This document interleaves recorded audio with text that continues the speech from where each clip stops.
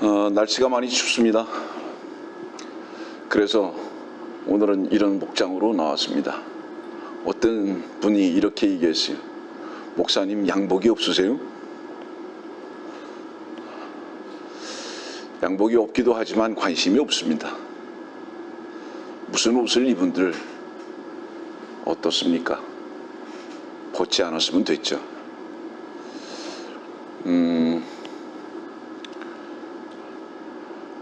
이 추운 날에도 주님께 찬양하고 경배하기 위해서 이 자리에 함께 모였습니다. 오늘의 말씀은 계시록 12장에 있는 말씀, 또 14장에 있는 말씀, 또 마태복음에 있는 말씀들을 중점적으로 다룰 건데요. 사전에 말씀드리지만 오늘의 말씀도 여러분들이 대부분 처음 들어보는 말씀일 것이고 굉장히 어려울 수 있을 것입니다. 그러나 성경이 어려운 게 아니라 아까도 말씀드렸듯이 우리들이 생각해 놓은 우리 안에 있는 관념을 깨기가 어려운 겁니다. 그래서 어두움은 무엇이냐? 우리가 생각하는 우리의 관념입니다. 그것이 깨어지지 않으면 새로운 진리의 말씀에 접근할 수 없습니다.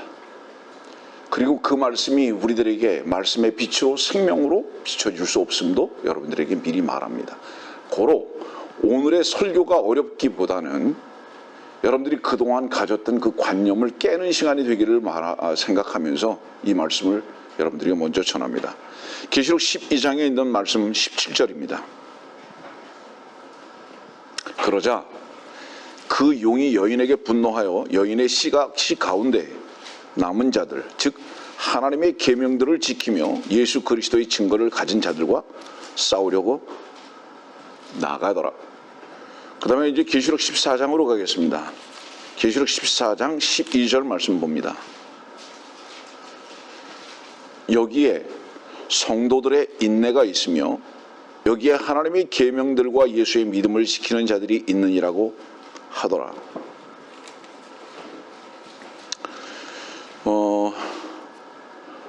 말씀을 구체적으로 강론으로 들어가기 전에 로마서에 있는 말씀을 먼저 잠깐 보겠습니다.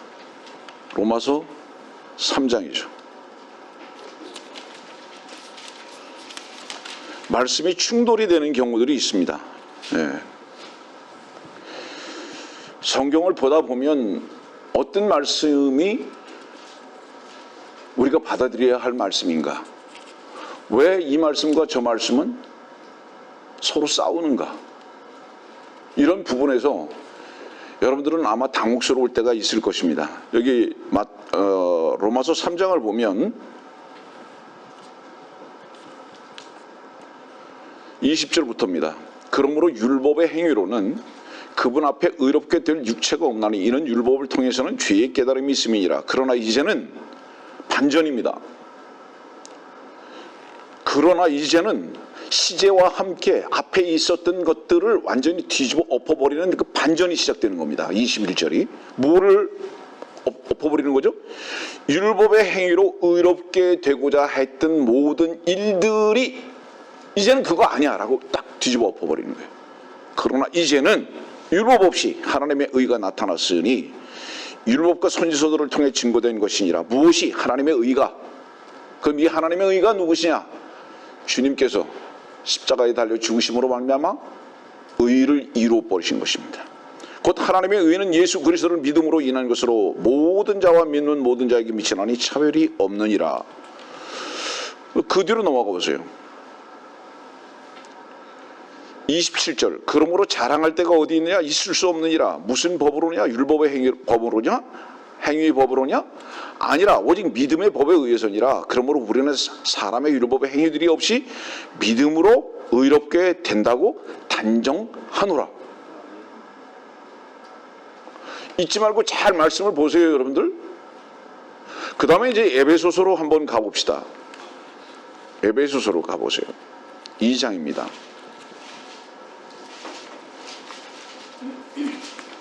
에베소서는 여러분들이 알다시피 교회를 말씀하고 있어요. 교회를.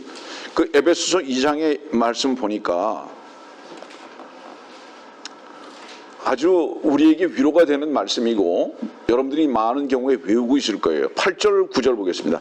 너희가 믿음으로 말미암아 은혜로 구원을 받았으니 이 구원은 너희에게서 난 것이 아니요 하나님의 선물이라. 행위에서 난 것이 아니냐 아무도 자랑하지 못하게 하려 하심이라. 우리는 그분의 작품이니 그리스도 예수 안에서 선한 일들을 위하여 창조되었느니라. 여러분들의 마음 안에서 스스로 답변하십시오. 여러분들은 이 믿음과 이 은혜와 이 선물을 아십니까?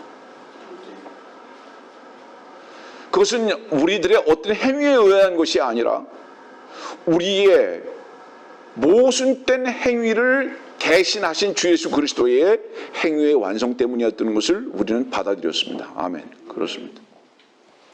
그래서 우리의 의로워짐과 구속됨과 구원은 결코 우리가 단 0.1%도 합한 것이 아니라 주님 홀로 이루셨던 겁니다. 네. 그리고 그 증거를 여러분들은 이미 가지고 계십니다. 그렇죠? 그런데 계시록 12장과 14장은 다른 것을 말씀하고 있단 말이에요. 다시 우리 계시록 12장과 14장으로 가봅시다. 17절 보니까 하나님의 계명들을 지키고 예수 그리스도의 증거를 가진 자들과 이게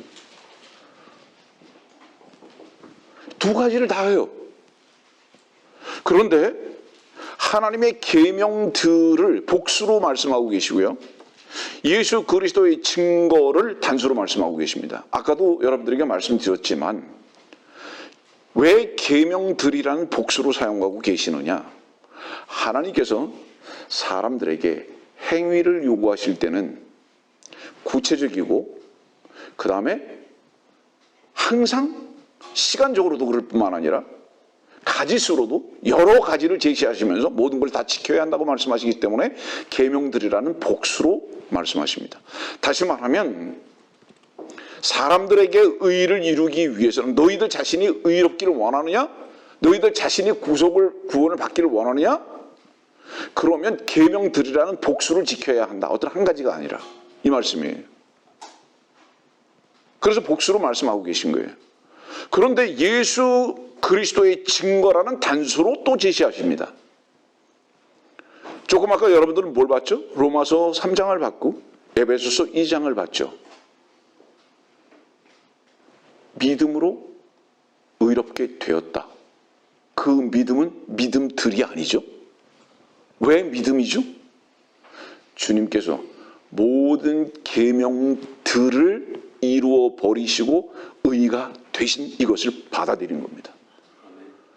그래서 우리는 그 단수, 다시 말하면 주님께서 이미 믿음으로 말미암아 의롭게 되신 그 의를 우리의 것으로 받아들인 이 은혜와 선물로 인해서 우리는 구속을 받은 자들이에요.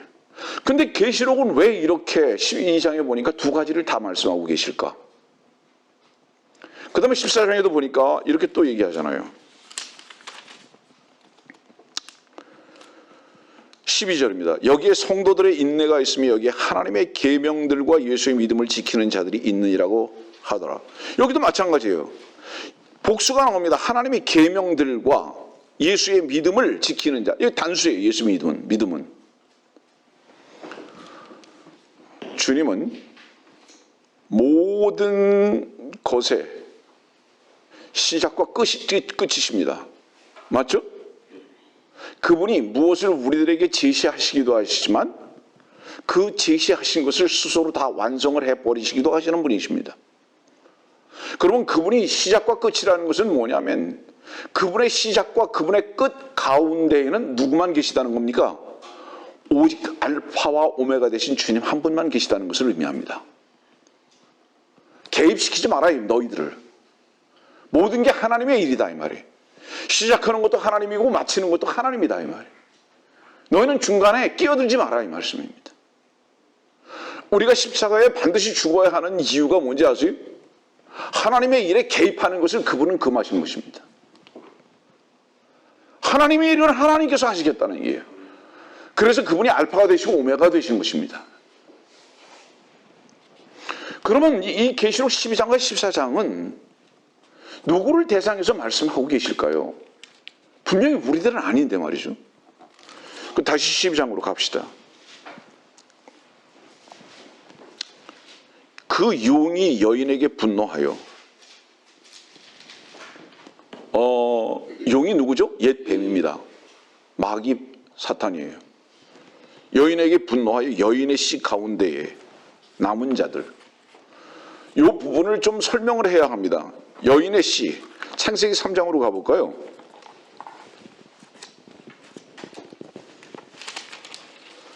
15절입니다.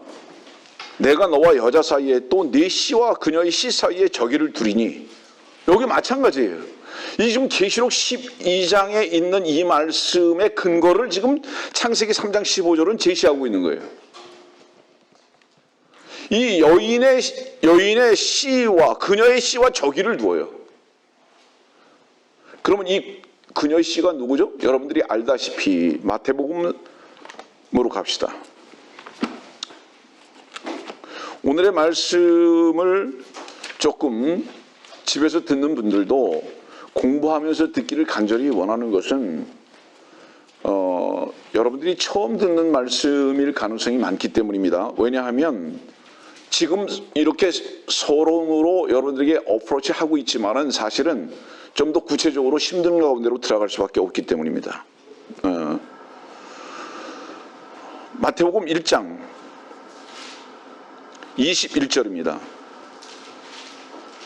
그녀가 한 아들을 낳으리니 너는 그의 이름을 예수라 하라. 이는 그가 자기 백성을 그들의 죄들에서 구원할 것이기 때문이라고 하니라. 그 예수는 여자가 낳는다. 남자가 낳는 게 아니라 여자가 낳는다. 그 증거가 무엇인 줄 아느냐? 23절. 보라, 한 처녀가 잉태하여 한 아들을 낳으리니 그의 이름을 임마누엘 하리라 하셨으니 이를 해석하면 우리와 함께 하시는 하나님이라. 임마누엘 하나님이 예수시다. 그 임마누엘 하나님이신 예수가 여자에게서 난다. 그러면 이 옛뱀 용은 창세기 3장 15절부터 저기를 두었습니다. 누구에게 저기를 뒀죠? 여인의 씨에게서부터 낳는 자에게 저기를 뒀어요. 그 예수님에게 저기를 둔 거죠. 이게 이유가 뭐죠?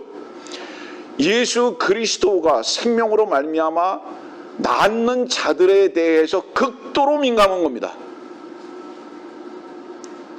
그래서 창세기 3장 15절부터 이것은 예언적으로 말씀하고 계신 거예요. 그럴 수밖에 없을 것이다. 그런데 마태복음 1장, 2장, 마태복음 자체는 누구를 다루고 있다고 말씀하셨죠, 여러분들? 육신적 이스라엘을 다루고 있습니다. 다시 보겠습니다. 여인의 씨 가운데 남은 자들, 여인의 씨 가운데, 여인의 씨로부터 시작된 민족들, 그리고 남은 자들, 이 뜻이죠. 그러면 이 남은 자가 누굴까요? 로마서 있는 말씀 봅시다.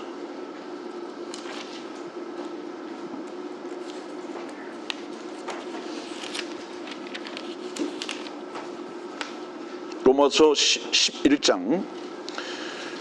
여러분들에게 미리 말하지만 로마서 11장은요 이스라엘, 육신적 이스라엘에 대해서 지금 기록하고 계신 거예요. 육신적 이스라엘에 대해서. 로마서 11장 5절 말씀 보니까 그러므로 이와 같이 지금도 은혜의 선택하심을 따라 남은 자가 있느니라. 그러면 이때가 은혜 이와 같이 지금도라고 이 말씀을 기록하셨을 때는 추후 60년이니까요. 지금으로부터 약 2000년 전이에요. 그죠? 그렇지만 이 현재적인 이 2000년 전에 이것을 어디에다 지금 맞춰놓고 있는지 아세요? 이 지금이라는 것을 어디에다 맞춰놓고 있는지 아세요? 그 뒤로 쭉 가보세요. 26절.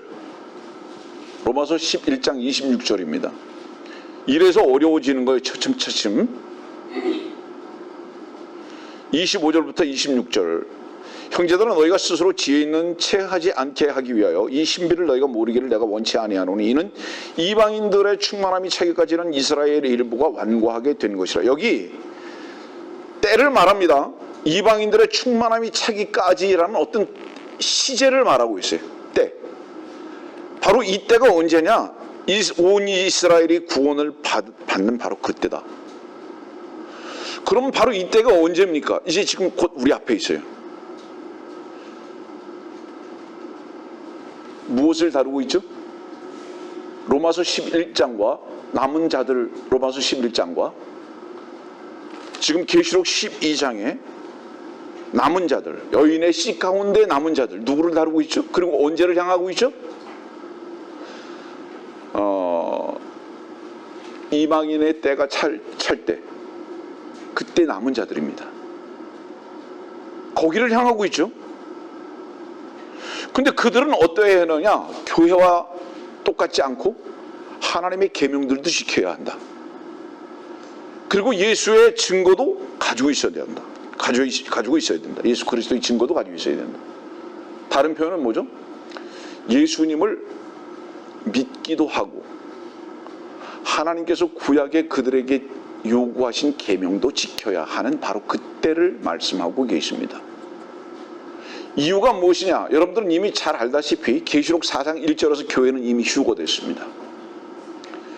그러면 계시록 12장은 어떤 때를 지금 말하고 있냐면 대환란 때를 말하고 있음을 여러분들 공부했습니다. 놀라지 마세요. 저는 이틀 전에 아주 위로되는 뉴스를 봤습니다. 어떤 뉴스일까요? 드디어 벨기에 브뤼셀에서, 여러분들 벨기에는 그리고 브뤼셀은요 유럽 연합의 수도입니다. 네. 여기에서 이제는 사람들의 피부에, 이거는 공식적인 뉴스예요, 여러분들. 메이저 뉴스예요. 백신을 맞은 사람들을 표시를 어떤 카드를 주는 게 아니에요. 그리고 무슨 뭐 전화에다가 이렇게 표시를 해주는 게 아니에요. 사람들 피부에 이식시키는 거예요. 백신을 다 맞았다. 저는 그 뉴스를 보면서 아싸 이렇게 했어요. 이유가 뭔지 아십니까?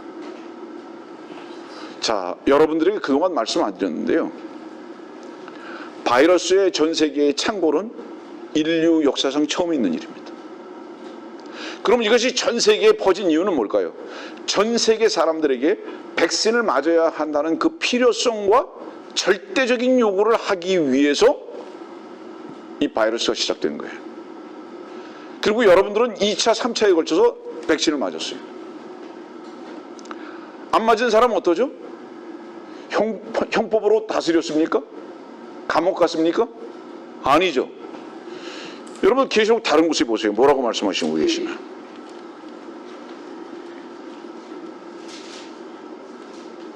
(16절) 보세요. 13장.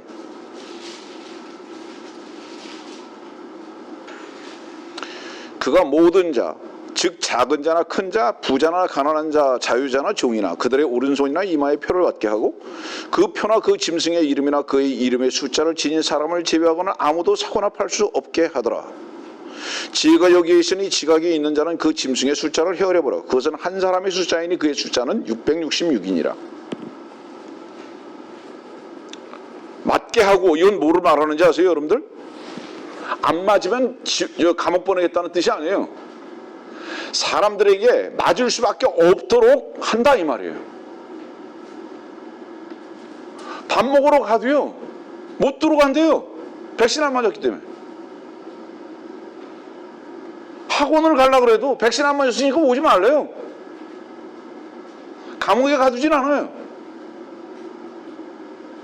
어디를 가든지 백신 맞으면 패스가 있어야 돼요. 표가 있어야 돼요.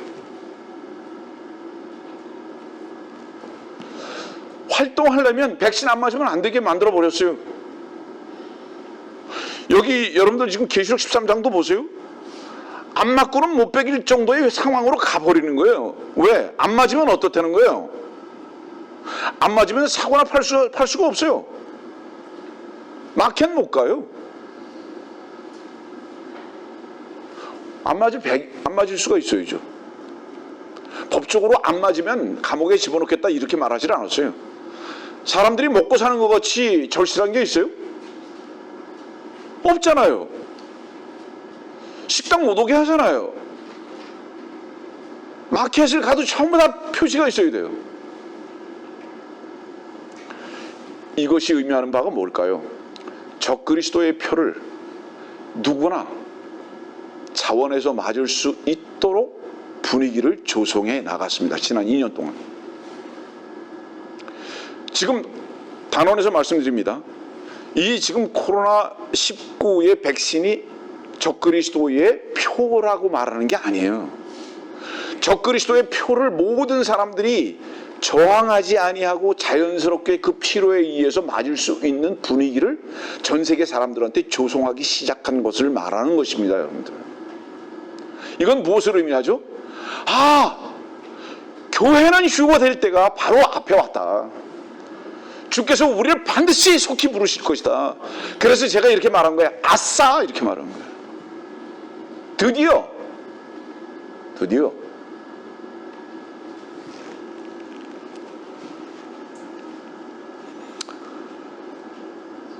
저는 개인적으로 미국으로 제가 귀국하는 것보다 훨씬 주님께서 속히 오실 것에 대해서 더 소망이 확실하고 더 큽니다. 그래서 지난 한 주일 동안 그것 때문에 신났어요. 며칠 동안. 드디어 주께서 오실 때가 됐다. 이제 군대에서 그런 말해요.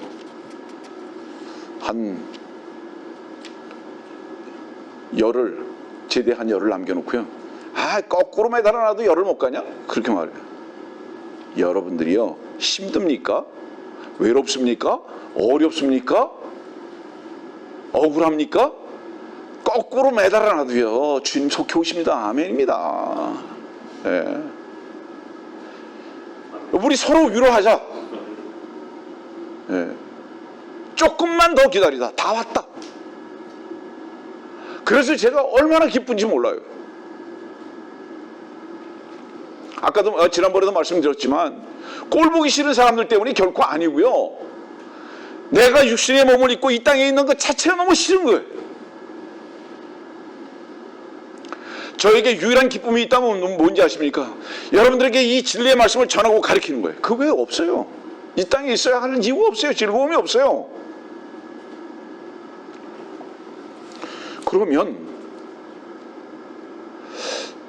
도대체 이것이 교회가 아닌데, 지금 계시록 12장이 교회가 아닌데, 분명히 남은 자들인데, 그리고 하나님의 계명들을 지켜야 하는 자들인데, 고린도전서 10장으로 갑시다.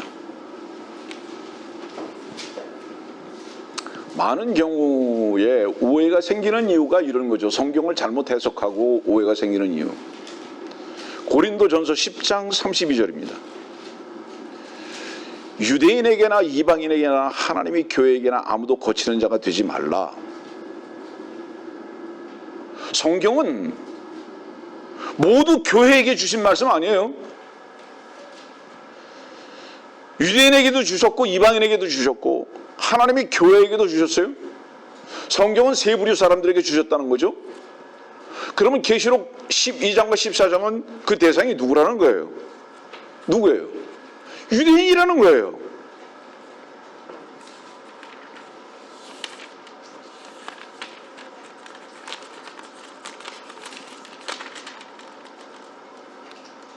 자, 다른 곳을 가봅시다. 디모데후서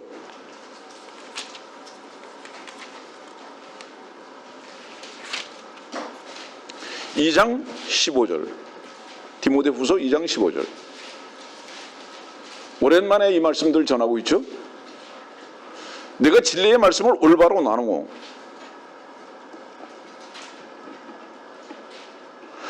영어로 여기 디바이딩이라고 써 있습니다. 이게 올바로 나누어라는 것은요, 너도 먹어, 너도 먹어, 너도 먹어 이렇게 나누는 것을 말하는 게 아니에요. 여기 디바이딩이라는 건 뭐를 얘기하는 거죠? 시대에 따라서, 대상에 따라서 이런 뜻이죠. 다시 말하면 지금 먹을 것이 있고 내일 먹을 것이 있고 오늘 먹을 것이 있고 어제 먹어야 할 것이 있었다는 뜻이죠. 진리의 말씀을 올바로 나누고 이 말씀은 뭐예요? 하나님의 경륜에 따라서 오늘 적용할 것이 있고 어제 적용한 것이 있고 내일 적용해야 할 것이 있다 이 말씀이죠. 지금은 무슨 시대요? 교회 시대, 은혜 시대라. 하나님의 은혜의 경륜에 따라 사도 바울이 자주 쓰던 말씀이죠. 그럼 계시록 12장은 뭐예요? 하나님의 경륜에 따라 유대인과 대상은 유대인과 고린도전서 10장 30절의 말씀에 따라서 대상은 유대인과 때는 언제라는 거예요? 대환란 때라는 겁니다. 교회 휴가 되고 나서. 이것을 구분하지 못했기 때문에 대상과 때를 구분하지 못했기 때문에 계시록 12장에 봐라. 지금도 하나님의 계명도 지켜야 하고 예수의 증거도 있어야 된다. 그래야 마지막 때에 우리가 구원받을 수 있다. 이렇게 말하는 무리들이 굉장히 많습니다, 여러분들.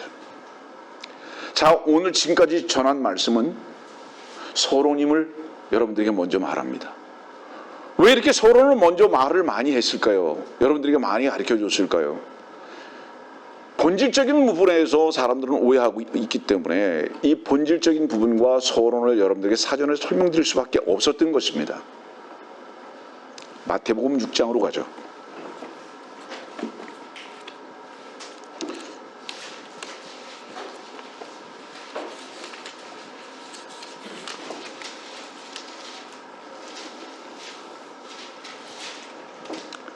마태복음 6장입니다.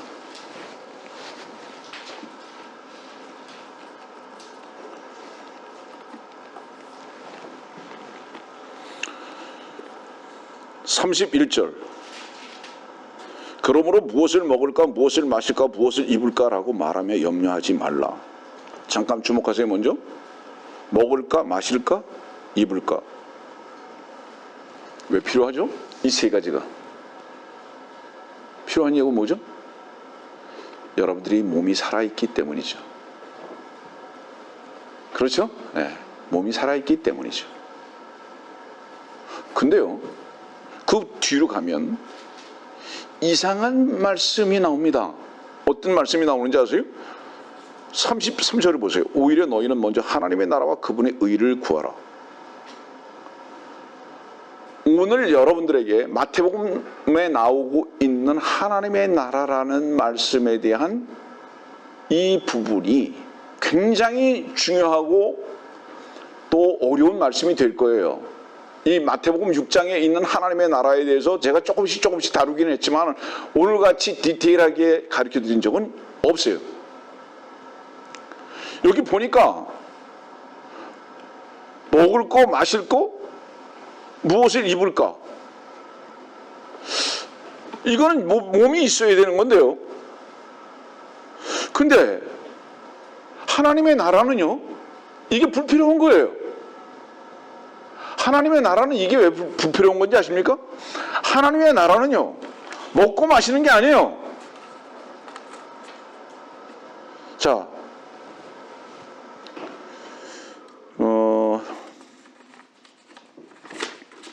누가복음 17장 21절 봅시다. 누가복음 17장 20절.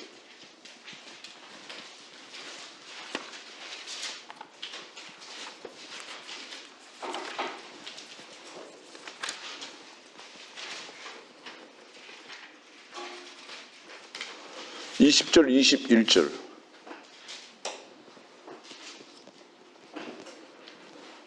읽겠습니다.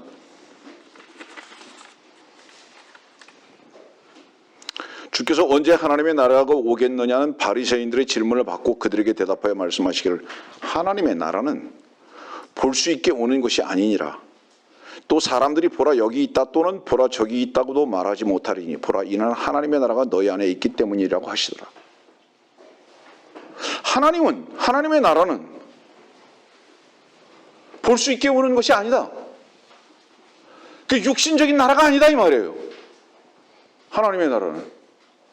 그럼 육신적인 나라가 아닌데 먹을 필요가 있습니까? 입을 필요가 있습니까?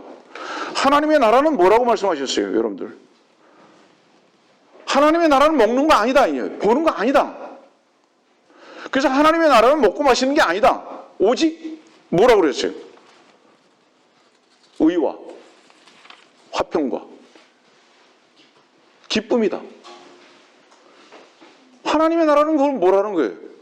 우리 안에 속한 부분을 말하는 거다. 밖의 부분 아니다 이 말이에요. 근데 왜 마태복음 6장은 하나님의 나라를 말하면서 먹는 거, 마시는 거, 입는 거를 말하고 있냐 이 말이에요. 어떤 게 맞는 거예요?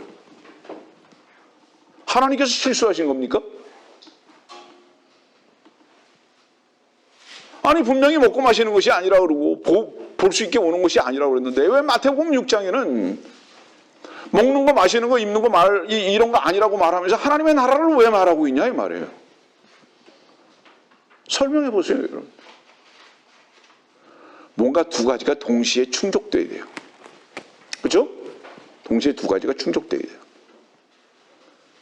보이는 것, 육신적인 것도 필요하고요. 그것도 충족돼야 되고요. 그 다음에 보이지 아니하는 영적인 부분도 필요해요. 이건 뭐를 말하죠, 그러면? 아까 계시록 12장과 14장에 위치인 것이 분명하죠. 이해하겠습니까? 무슨 얘기인지. 자, 혹시 여러분들은 알지 모르겠어요. 마태복음 5장과 6장과 7장을 산상수훈이라고 그러는데 산상수훈의 주제가 뭔지 아세요? 의예요, 의. 의. 하나님의 의예요. 그러니까 너희들은 하나님의 의에 도달해야 된다 이 말이에요, 결국은. 그런데 하나님의 나라라는 말씀을 딱 하고 마태복음 6장을 끝내요. 그러다가 7장으로 한번 넘어가 보세요. 어떤 일이 있는가. 15절 말씀 봅시다. 거짓 선지자들을 조심하라. 그들은 양의 옷을 입고 너에게 나오나 속은 약탈하는 일이더라. 이 말씀을 왜 여기다 제시하시는지 아세요? 거짓 교사와 거짓 선지자들은 뭔지 아느냐? 이미 하나님의 나라가 완성되었는데, 하나님의 나라, 하나님의 의가 완성되었는데 그것을 믿지 아니하고 인간들에게 하나님의 의를 이루라, 이렇게 가리키는 자들이 거짓 선지자들이다 이 말이에요. 이렇게 연결해서 말씀하시는 거죠. 다른 곳을 말하겠습니다. 자, 마태복음 5장부터 7장까지가 주제가 뭐라고 말했죠? 하나님의 의. 산상수훈 하나님의 의. 아까 로마서 3장과 로마서 10장에는 뭐라고 말씀하고 계시죠? 하나님의 의는 누가 이루었다고 말씀하고 계시죠? 주님 홀로 이루었다고 말씀하고 계시죠. 그러면 산상수훈에 하나님께서 요구하셨던 하나님의 의를 누가 이루신 겁니까? 주님이 이루셨죠. 우리는 그 주님의 이루신 의를 믿음으로 말미암아 어떻게 됐습니까? 의롭게 되었죠. 그런데 왜 하나님의 계명을 또 요구하냐 이 말이에요. 이게 모순이잖아요. 이게 왜 이런 일들이 일어나느냐 이 말이에요. 다시 말하지만 이것은 뭐예요? 대상과 때를 오해한 데서부터 생겼다. 너무 어려울 것 같아서 중간 정리를 하면서 여러분들에게 다시 말합니다. 마태복음은 사실은 이 하나님의 나라는 제가 샌프란시스코 있을 때부터 조금 더 구체적으로 가르쳐주고 싶었으나 거기에 다다르지 못했기 때문에 제가 다 다루지 못했어요. 마태복음은 여러분들은 이미 그 부분에 대해서는 공부하셨을 거예요. 천국, 왕국에 대해서 계속 말씀하고 계십니다. 왜 천국, 왕국에 대해서 말씀하고 계시죠? 자, 쉽게 말할게요. 천국이나 왕국은요, 팔레스타인 땅을 말하는 거예요. 팔레스타인 땅에 하나님의 아들이 메시아로 오셔서 왕으로 다스리시는 것을 말할 때 천국, 왕국 이렇게 말하는 거예요. 이해합니까? 무슨 얘기인지? 그런데 문제는 지난주에도 그 말씀을 드렸지만 이 팔레스타인 땅에 유대 땅에 왕으로 오신 이분이 어떻게 되신 거예요? 죽었잖아요. 그래서 이 왕으로 오셨던 이분이 마태복음 27장에서 죽으셨다는 것은 뭐를 의미하는 겁니까? 이제 왕이 거부됐잖아요. 완전히. 왕이 거부돼 버렸기 때문에 여러분들 마태복음 13장에 보면 천국이 신비로 들어가 버리잖아요. 나타나지 않아요. 이제. 이유가 뭐죠? 주님을 죽여버리는 거예요. 유대인의 왕, 천국의 왕을 죽여버리는 거예요. 그러니까 결국은 그분이 죽음으로 말미암아 나중에 집에 가서 여러분들 보세요. 마가복음, 누가복음, 요한복음은 천국을 말하지 않아요. 왕국을 말하지 않아요. 하나님의 나라를 말해요. 마태복음에 먼저 그분이 왕으로 오셨다가 거부되고 죽으시니까 죽으신 이유가 뭐죠? 아까 설명드렸듯이 아버지의 뜻을 행하러 왔나이다. 종이죠. 종으로 와서 죽으신 거예요. 히브리서 10장은 그 말씀에 대해서 이렇게 말씀하십니다. 히브리서 10장 보세요.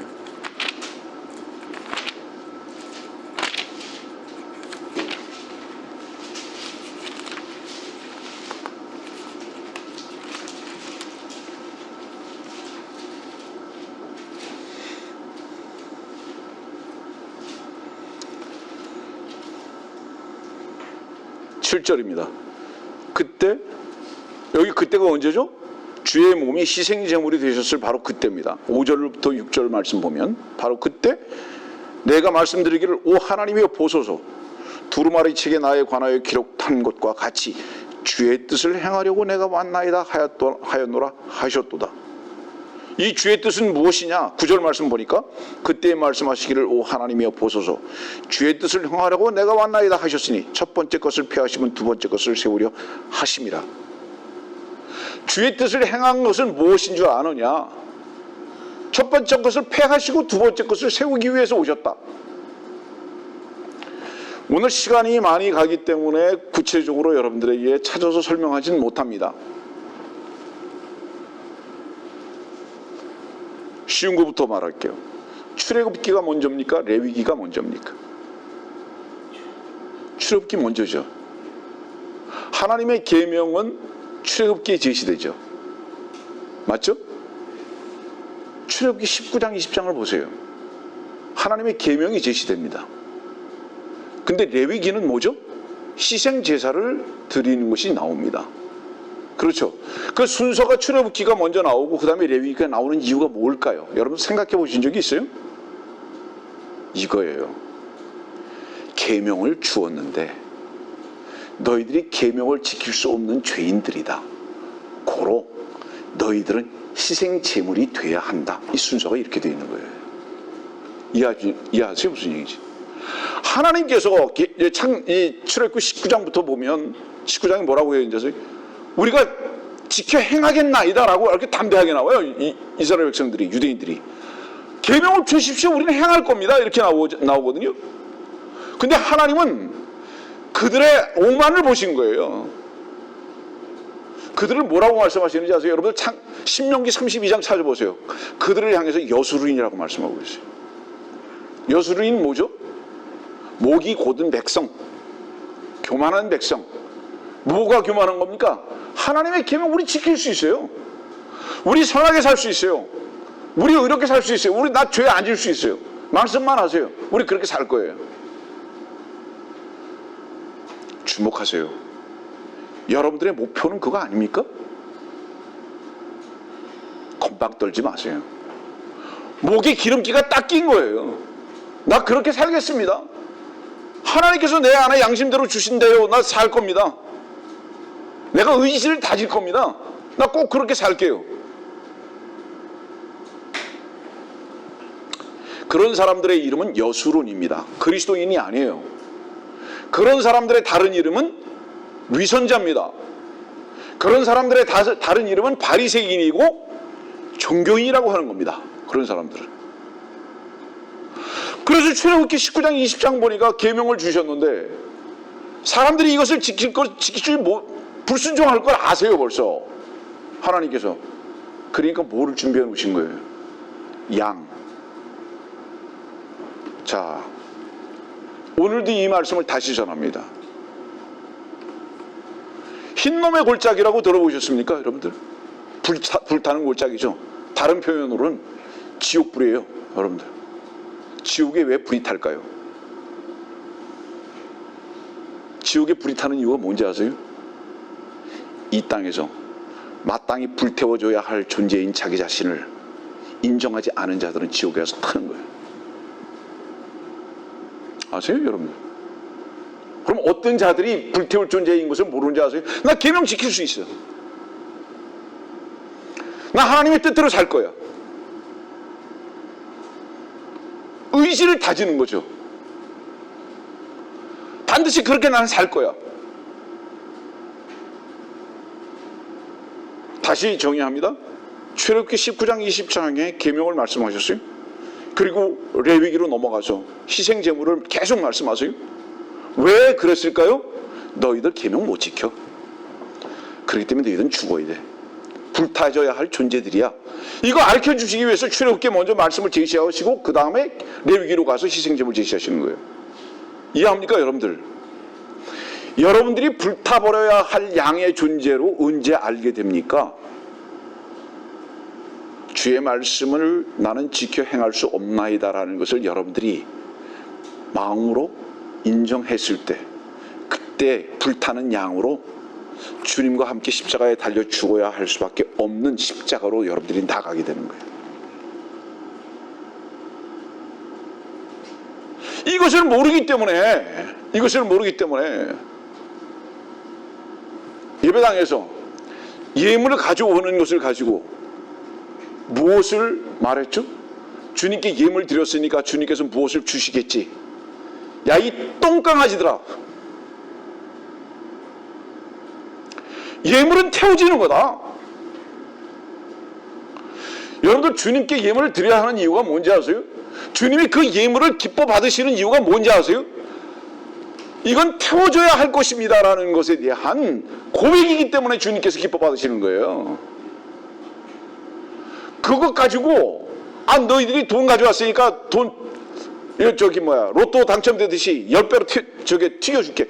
이렇게 주님을 오해했다 이 말이에요. 예물 왜 주님께 드리죠? 이건 태워줘야 할 겁니다. 왜? 나의 삶이 태워져야 할 삶을 살았습니다. 죄의 뜻대로 살 수 없었습니다. 저는 이것을 고백하는 한 고백의 손인 거예요. 여러분들 아시겠습니까? 여러분들 두 가지 잠깐 기회 있으니까 말할게요. 의지와 손. 사람에게만 의지가 있습니다. 사람에게만 손이 있습니다. 만물 중에. 유인원이 손이 있다고 생각하십니까? 천만에요.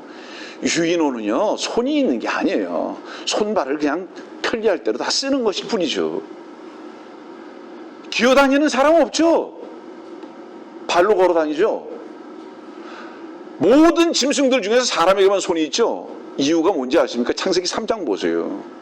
그 손을 내밀어 생명과를 따먹을까 한다. 이건 뭐를 얘기하는지 아세요? 이 손이라는 것은 인간의 의지가 밖으로 나타나는 거예요. 그래서 인간 외에는 손을 주신 적이 없어요. 그러면 이 의지가 강한 자들은 세상에서 성공해요. 그리고 의지가 강한 자들은 세상에서 인정받아요. 의지가 강한 자들은 뭔가 집중력을 가지고 뭔가 추구하고 성취할 수 있어요. 그 다른 표현으로는 의지가 강하다는 건 뭐를 얘기하는지 아세요? 독종이에요. 그런데 주님께서는 우리들에게 그 의지를 어떻게 요구하시는지 아세요? 너와 세상을 위해서 쓰라고 주신 것이 아니라요, 주님께 굴복하는 의지로 주신 거예요. 이 말씀을 왜 드리는지 아세요, 여러분들? 여러분들이 물질이 이 손을 통해서 주님께 드려졌을 때 그 의지를 주님께 굴복하는 시간인 거예요. 여러분들 아셨어요? 나는 나의 의지를 내 자신을 위해서 쓰지 않습니다. 이 나의 의지를 주의 말씀 앞에 굴복하는 데만 사용할 것입니다 라는 고백이라고요. 여러분들 아시겠습니까? 그것의 다른 선물이 뭔지 아세요? 믿음으로 받아들이는 겁니다. 그러면 인간의 의지를 우리들에게 주신 이유는 뭐냐? 하나님께서 주님을 선택하도록, 주님을 영접하도록 하기 위한 축복의 수단으로 이 손과 의지를 주셨다 이 말이에요. 근데 이것을 자기가 손에 쥐고 자기가 인정받는 것으로 사용하기 시작한 것이 죄의 시작입니다. 여러분들은 이 의지를 어떻게 사용하고 계십니까? 죄송합니다. 왜 죄송하다고 말하는지 아세요? 하나님의 나라를 여러분들에게 설명하다가 다른 곳으로 좀 나가는 것 같아서 미안한 마음도 있다는 것을 표현합니다. 그러나 주께서 인도하시는 대로 갈 수밖에 없죠. 말씀의 선포는.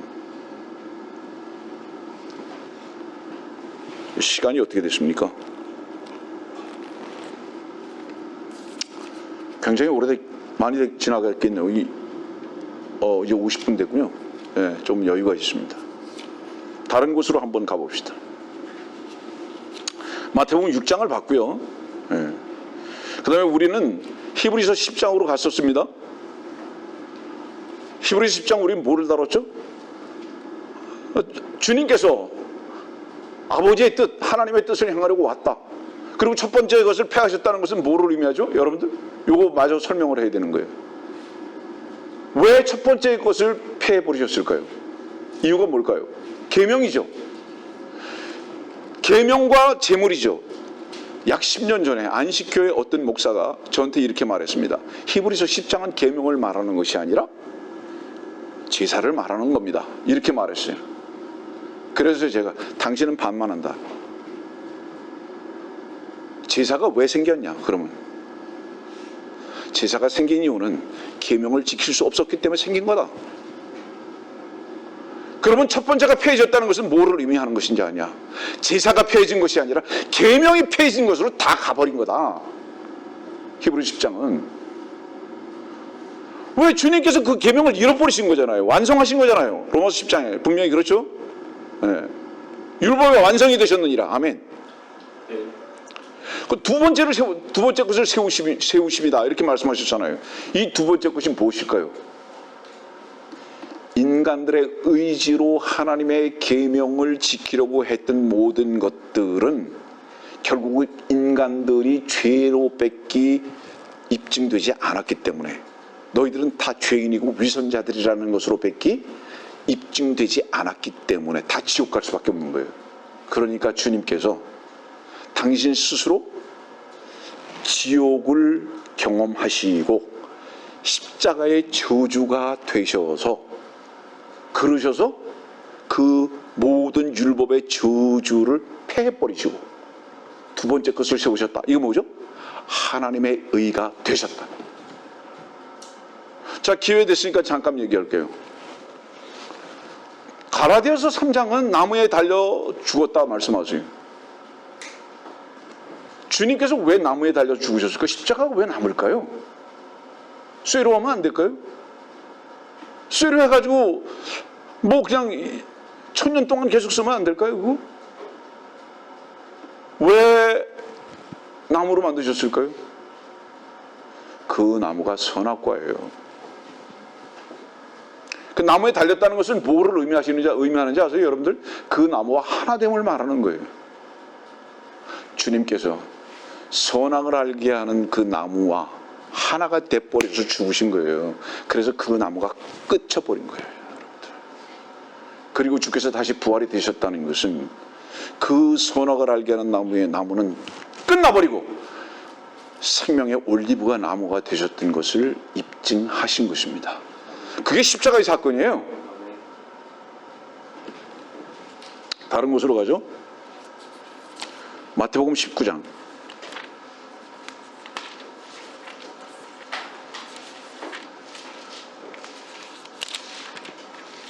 마태복음 19장 23절.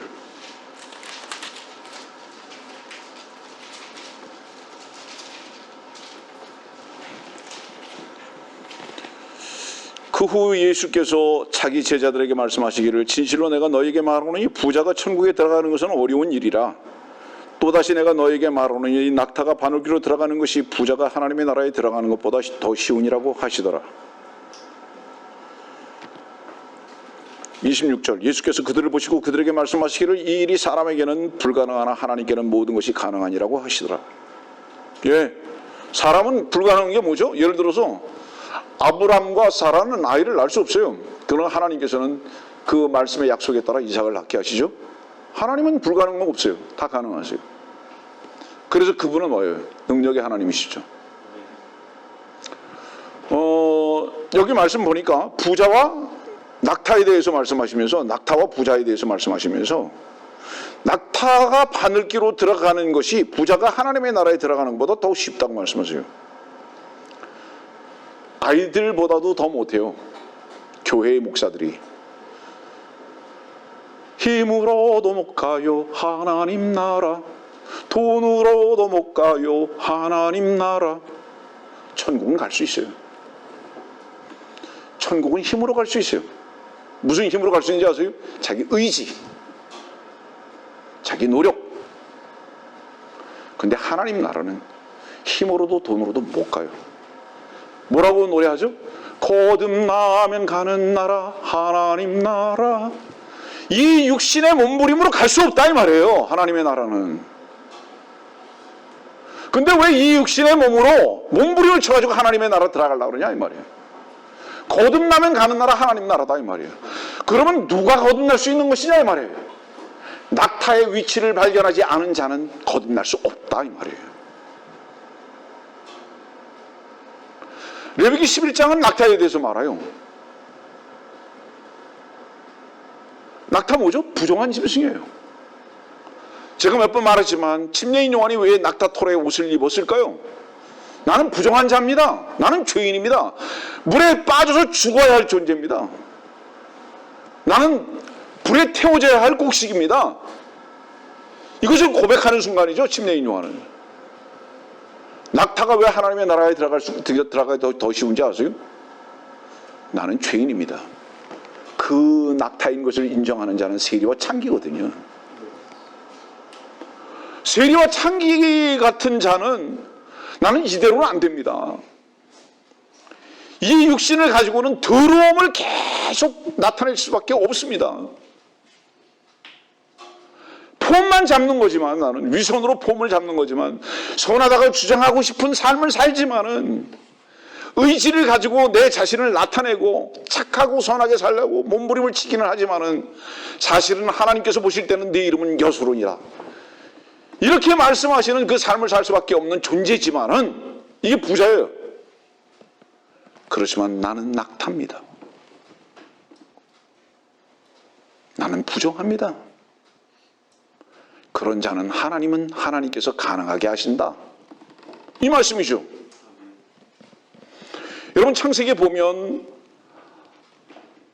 이삭의 아내를 맞이하기 위해서 리브가를 데리러 갈 때 낙타를 태우고 옵니다. 이것은 여러분들이 알다시피 주님을 휴거 때에 만나는 교회를 가리키고 있는 것을 여러분들은 배웠을 겁니다. 성도들은요, 먼저 무엇으로 발견되어야 하는지 아세요? 낙타로 발견되어야 합니다. 나는 부정한 짐승입니다. 나의 힘으로는 도저히 하나님의 나라라는 이 바늘귀 속으로 들어갈 방법이 없습니다. 나는 태워져야 할 존재고 나는 끝나야 할 존재입니다라는 것을 인정하는 자들이죠. 그런 자들을 하나님은 불가능한 것 같지만 가능하게 하신다. 아멘이죠. 이 말씀을 주시기 위해서 지금 마태복음 19장은 하나님의 나라를 먼저 제시하고 계십니다. 왜냐하면 이 하나님의 나라는 지금 마태복음에서 제시될 수 없음에도 불구하고 마태복음 19장에서 제시하시는 이유가 그겁니다. 너희들이 낙타인 줄 안다면 천국은 이미 거부됐지만 너희는 하나님의 나라에 들어갈 수 있을 것이다. 누구를 향해서 말씀하시죠? 창녀와 세리 같은 이놈을 향해서 말씀하시는 주의 작은 문이고 협잡한 길이죠. 저는 그 주님의 말씀을 알아들었던 겁니다. 주님, 그렇습니다. 주님, 저는 낙타입니다. 무릎을 꿇을 수밖에 없는 존재고 저의 삶은 주님을 맞이하기 위해서 발걸음을 옮길 수밖에 없는 낙타의 길을 가는 존재일 뿐입니다. 이거 인정한 거죠. 여러분들은 어떻습니까? 그 다음에 이제 마태복음 21장을 한번 가보세요.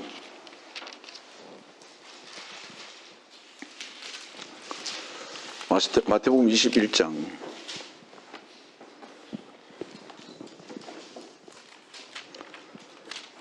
31절입니다. 그 둘 중에 누가 아버지의 그 아버지의 뜻을 행하였느냐라고 하시니 그들이 주께 말씀드리기를 첫째니이다라고 하니 예수께서 그들에게 말씀하시기를 진실로 내가 너에게 말하노니 세리들과 창녀들이 너희보다 먼저 하나님의 나라에 들어갈 것이니라. 이는 요한이 의의 길로 너에게 왔으나 너희가 그를 믿지 아니하였기 때문이라. 그러나 세리들과 창녀들은 그를 믿었느니라. 너희는 보고 나서도 뉘우치지 아니하였으며 그를 믿지 아니하였도다. 요한을 믿었다는 것은 뭐를 의미하는 겁니까, 여러분들? 요한을 믿었다는 것은요, 의의 길로 너희에게 왔으나 뭐예요? 의가 되신 주 예수 그리스도. 마태복음 6장에서 이 말씀이 지금 이 말씀이. 그리고 이것은 또 마태복음 3장의 말씀입니다. 무슨 말씀이에요? 침례인 요한이 주의 길을 평탄케 하기 위해서 왔죠. 그리고 뭐라고 얘기했습니까? 회개하고 침례를 받으라. 근데 이스라엘 백성들이 어떻게 했다는 거예요? 나 회개할 거 없어요. 나 죽을 이유도 없어. 그런데 세리와 창녀들은 어땠다는 거예요? 마땅히 나는 죽어야 할 존재였습니다. 나는 물속에 들어가야 할 존재입니다. 여러분들이 하나님의 아들들로서의 음성과 삶을 살지 못하는 이유가 뭔지 아세요? 오늘도 어제도 물속에 들어가 보지 않았기 때문입니다. 여러분들이 만일에 여러분들 자신을 부인하고 물속에 들어간다면 여러분들은 그 물속에서 나오는 순간에 주의 손으로 붙잡힘을 받아서 물속에서 나오는 순간에 너는 나의 사랑하는 아들이고 내가 기뻐하는 자라는 음성을 반드시 들을 것입니다. 우리가 날마다 죽어야 하는 이유는 무엇이냐? 하나님의 기뻐하심의 그 인정의 소리를 들을 수 있는 위치로 나가야 하기 때문이고 성령이 우리 가운데 임하시는 삶을, 더 풍성해지는 삶을 살게 하기 위한 데 있음을 잊지 마십시오. 그리스도인은 그래서 사는 것이 목표가 아니라 날마다 죽는 것이 우리의 길이 되어야 하며 날마다 자기 자신을 내려놓는 곳으로 나가야 한다는 것을 말씀하고 있죠. 그렇기 때문에 여긴 지금 하나님의 나라를 말씀하시는 이유가 뭐냐? 야, 바리새인들아, 너희들은 너희들의 의지로 죽어야 할 이유를 찾지 못했지? 너희들 스스로가 천국 백성이 될 수 있다고 생각했지? 아니다. 세리나 창녀들은 나는 그 백성이 될 수 없습니다라는 것을 죽음으로 고백하고 인정했다. 그들은 하나님의 나라에 들어갈 것이다. 자, 그 다음에 보세요. 43절을 봅시다. 21장 43절. 그러므로 내가 너에게 말하노니 하나님의 나라를 너에게 빼앗아 그 소출을 가져올 민족에게 주리라. 여러분들이 영어 성경을 보면요, 딱 이 마태복음에 이 43절에만 The Kingdom of God이 대문자로 기록되어 있습니다. 다른 세 곳에서는 소문자로 기록됐어요. 그 The Kingdom of God의 더가. 근데 여기만 대문자로 기록되어 있어요. 이유가 뭔지 아세요? 신비스럽죠.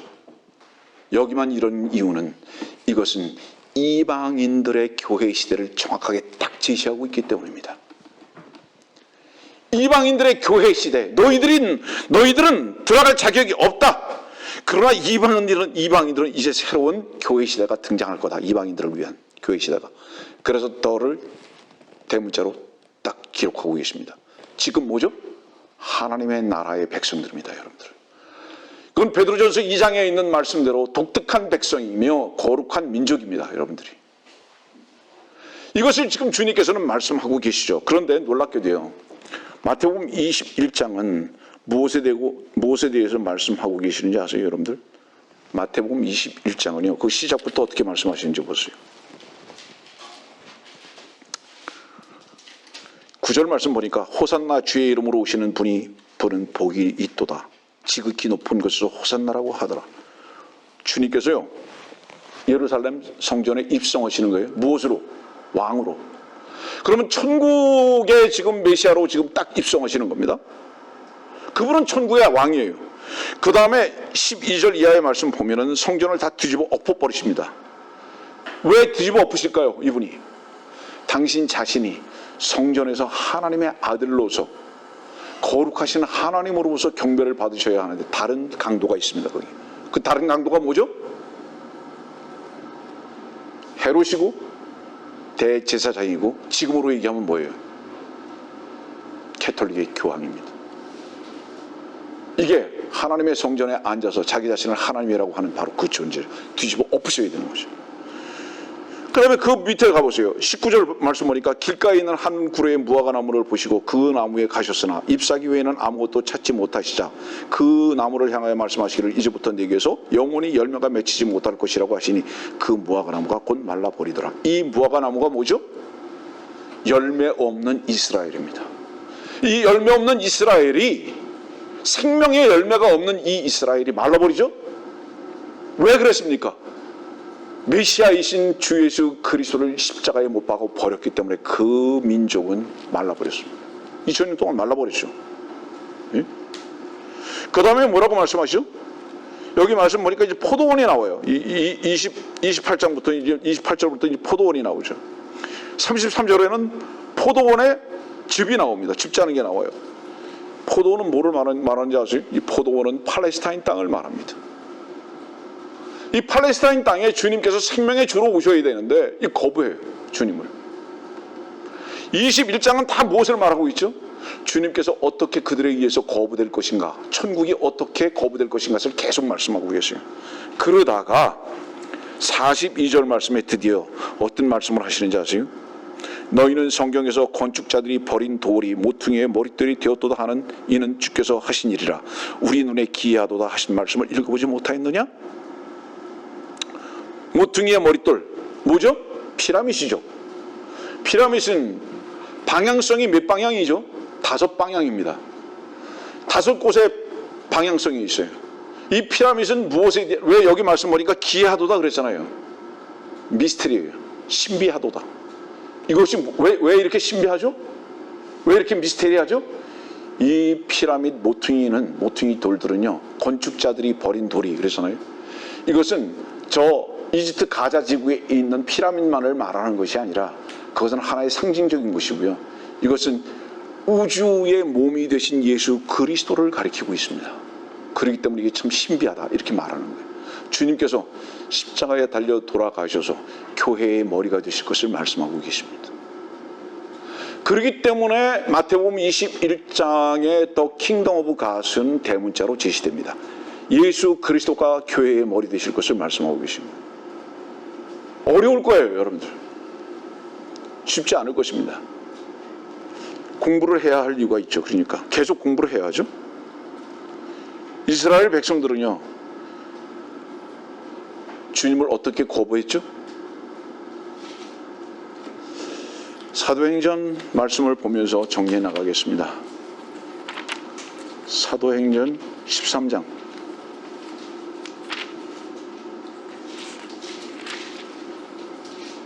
46절입니다.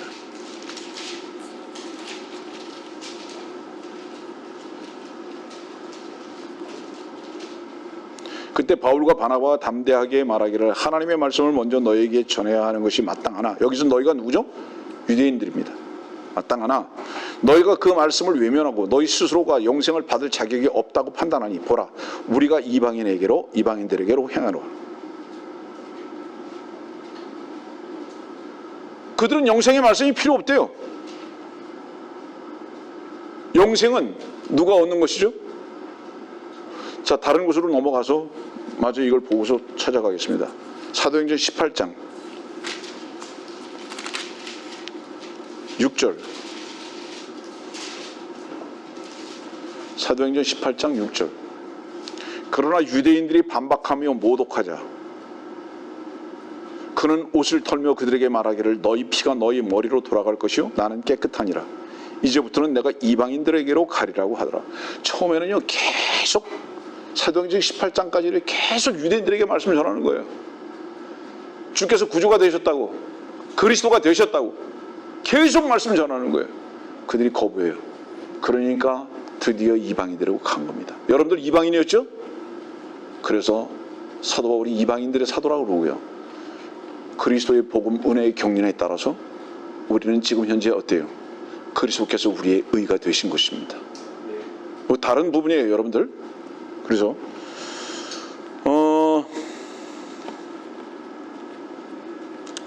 로마서 14장 17절.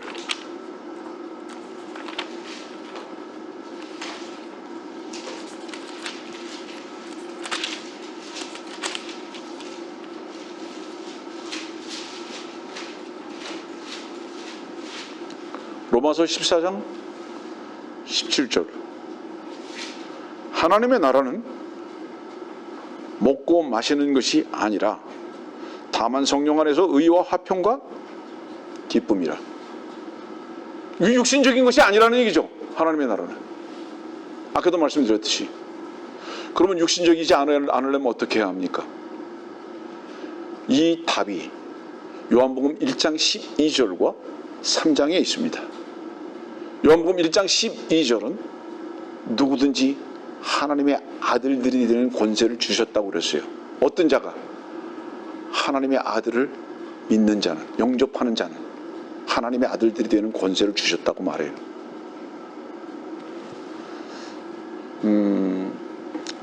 요한복음 3장 찾아보고 말씀을 결론을 내리겠습니다.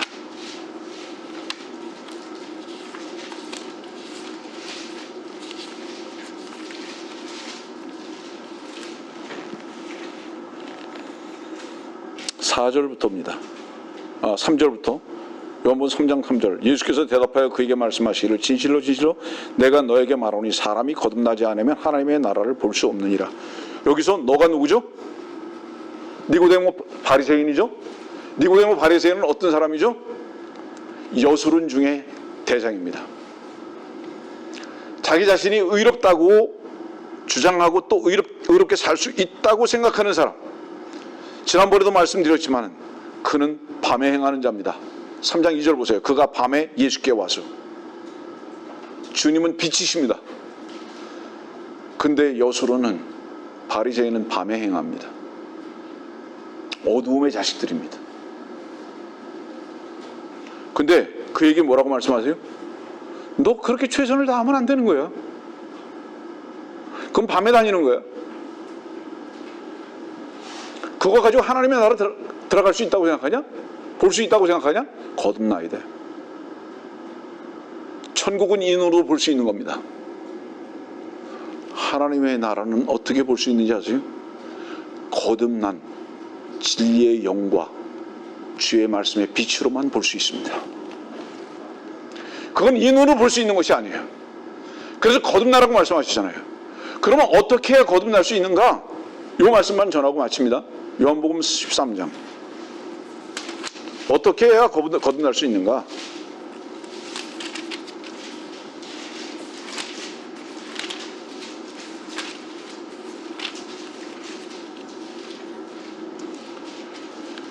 (23절) 요한복음 13장 23절과 25절.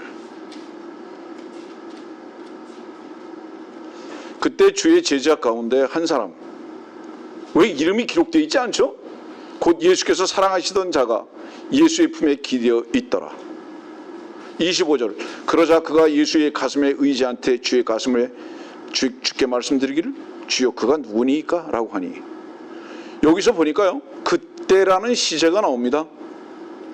그때 주의 제자 한 사람 가운데 한 사람이, 여기 이때가 언제일까요? 21절에 너희 가운데 한 사람이 나를 배반하리라고 하는 바로 그때.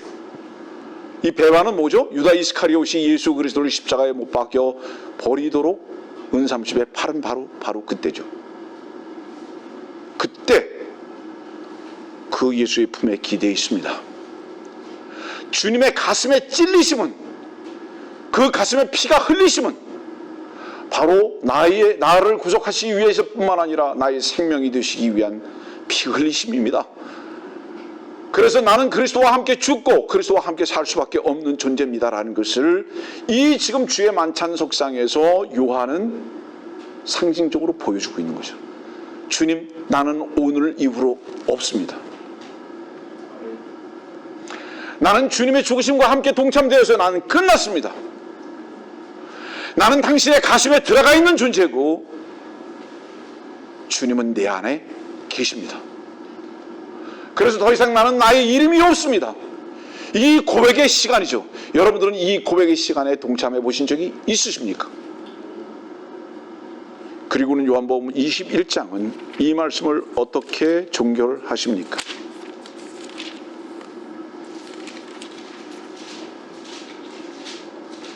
요한복음 21장 20절. 그때 베드로가 돌아보니 예수께서 사랑하시던 제자가 따라오는 것을 보았는데 그는 또한 저녁 먹는 자리에서 주의 가슴에 기대어 주여 주를 배반할 자가 누구니까? 라고 묻던 자더라. 조금 아까 요한복음 13장의 내용이죠. 이 자가 누구였습니까? 이 자가 제자 요한이었습니다. 그 제자 요한은 요한복음을 썼음에도 불구하고 자기의 이름이 없죠. 왜 이름이 없을까요? 요한복음 13장을 경험했기 때문입니다. 여러분들이요, 왜 우리의 이름이 그리스도인입니까? 우리의 이름이 이미 없기 때문입니다. 우리의 이름이 없는 자들은 그리스도의 가슴에 들어가서 그 피와 함께 피를 흘린 것을 고백하는 자들이고 그리스도의 생명 안에서 다시 산 것을 가지고 살아가는 자들입니다. 그래서 우리는 그리스도인이라고 불리움을 받는 것입니다.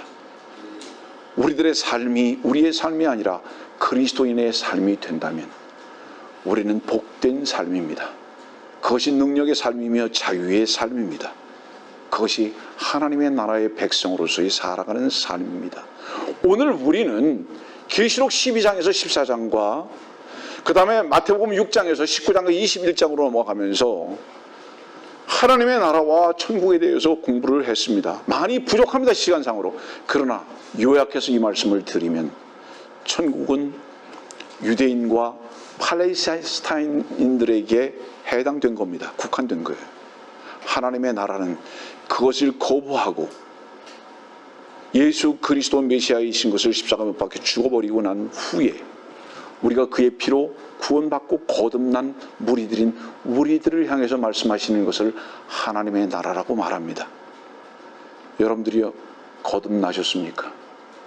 거듭나시려면 전제가 뭔지 아세요? 그리스도와 함께 먼저 죽음을 고백하고 경험해야 합니다. 그 가슴에 기대어져서 그분 안에 들어가 보신 적이 있으십니까? 그 보혈로 말미암아 구속을 받으신 적이 있으십니까?